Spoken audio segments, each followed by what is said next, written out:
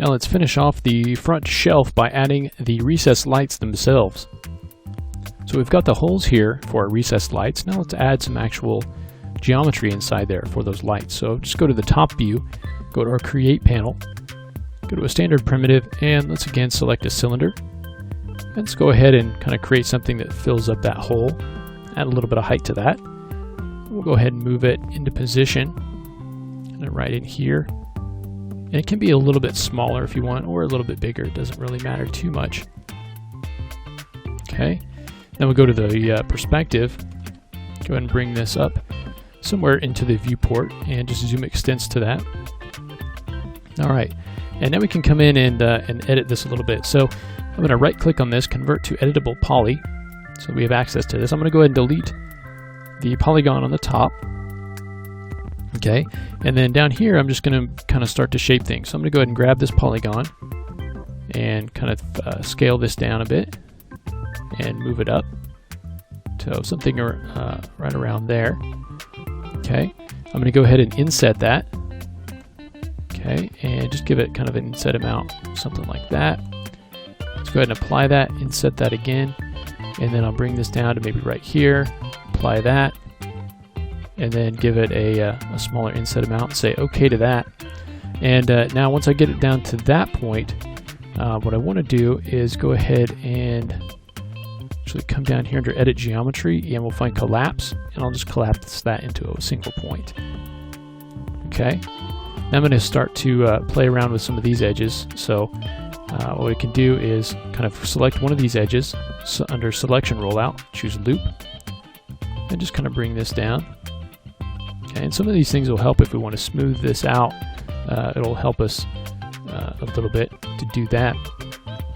All right, now for these polygons here, I'm going to go ahead and select all these polygons, and all of these going all the way around.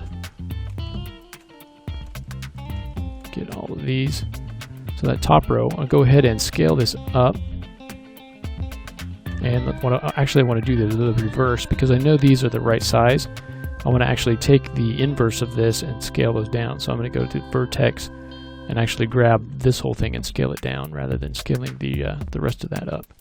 So go ahead and now pull this up into there and grab these points and pull them up. And so I'm just creating kind of a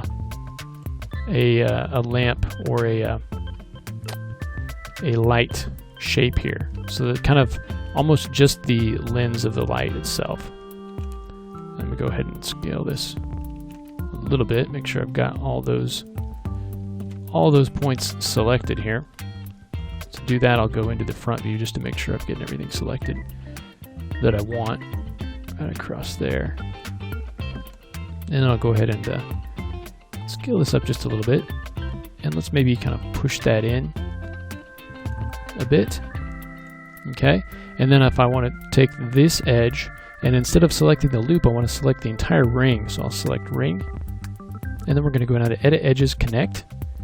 Let's add one segment. Let's slide it in towards the lens, and then we'll pull it down to create something like that.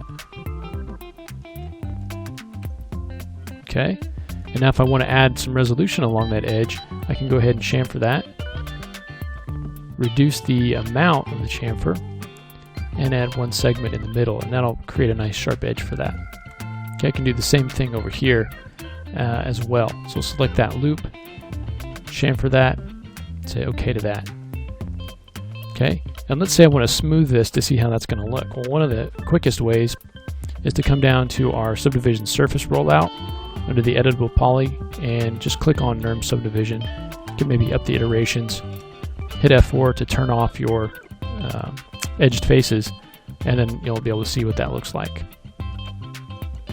Alright, and I'm going to go ahead and center my pivot. So under the hierarchy panel, we'll go to Effect Pivot Only and Center to Object, just so we can deal with this a little bit better. And then we'll go ahead and pull this up into the hole that we've created for our light. And you end up with something like that. Okay, now once we've got one, then we've got all the rest of them. So we'll just go ahead and drag this across, pull this across here, and we'll say 3 copies.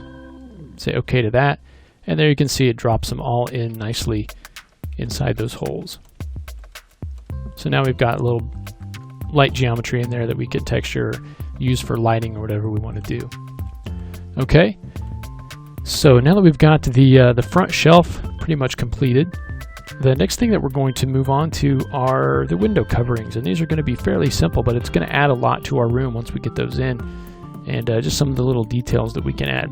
So we'll go ahead and start to do that in the next lesson.